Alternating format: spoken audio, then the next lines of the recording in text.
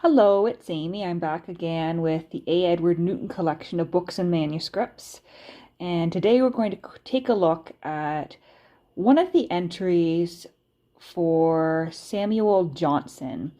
So this is in part two, which includes the J's. And the very first entry for Samuel Johnson is what Newton referred to as my only relic. And that was Dr. Johnson's silver teapot. And so the entry here, it's entry number 375, Samuel Johnson silver teapot, and next to it is written the price $650 US. So that's the price it sold for at the auction in 1941. And the description says, a magnificent memento of Samuel Johnson, with the following inscription engraved on the teapot. We are told by Lucian that the earthen lamp, which had administered to the lucubrations of Epictetus, was at his death purchased for the enormous sum of 3,000 drachmas. Why when? May not imagination equally amplify the value of this unadorned vessel, long employed for the infusion of that favorite herb, whose enlivening virtues are said to have so often protracted the elegant and edifying lucubrations of Samuel Johnson, the zealous advocate of that innocent beverage against its declared enemy, Jonas Conway.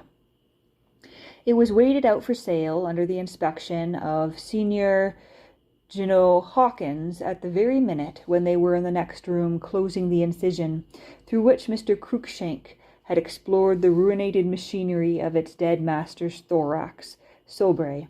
The silversmith conveyed there in Sir John's carriage, thus hastily to buy the plate, informed its present possessor, Henry Constantine Nowell, by whom it was for its celebrated services on the 1st of November 1778, rescued from the undiscriminating obliterations of the furnace. The teapot is placed upon a walnut stand, which supports a green velvet miniature dais. The latter displays a silver plaque upon which the following provenance is engraved. Samuel Johnson's teapot, on November 1788, eventually passing into the possession of C.J.E. Spark, Esquire, of St. Andrew's Castle, Bury St. Edmunds, from which it was acquired July 1927. The whole is encased in a plate glass metal cornered vitrine.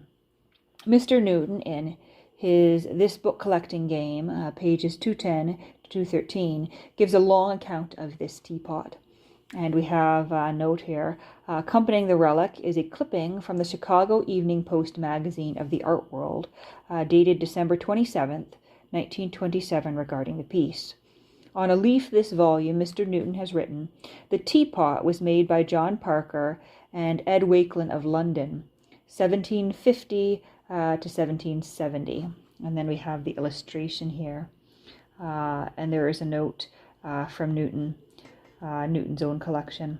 I gave Agnes Repplier a luncheon. We sat down 40, and she poured tea for that many during the course of the afternoon.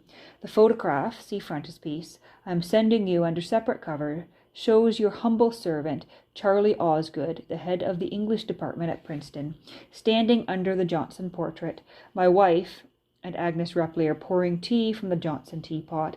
She is a sporty old girl of 75. I think she thoroughly enjoyed the occasion. That was the idea. A. Edward Newton, in a letter to Mr. Paul Lipperly, Lakewood, Ohio, January 19th, 1933. And so they've included that passage from a letter.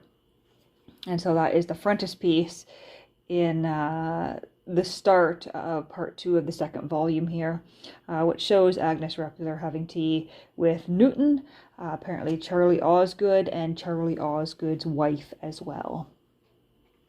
And so that's a fun little bit of knowledge there.